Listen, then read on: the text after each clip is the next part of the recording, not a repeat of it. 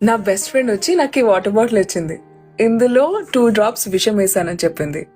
నవ్వుతూ చెప్పింది,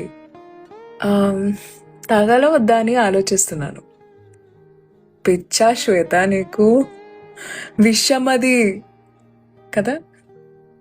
నా బెస్ట్ ఫ్రెండ్ ఇచ్చినంత మాత్రాన, తను మంచి మనిషి అయినంత మాత్రాన ఈ విషం అమృతంగా మారిపోదు కదా.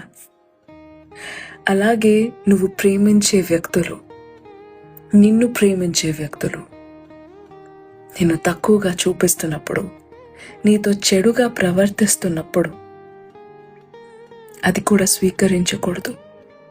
విషయం లాంటిదే అది కూడా. నీకు ప్రేమించిన వాళ్ళు ఇవ్వడం అంతకన్నా ఎక్కువ దారుణం.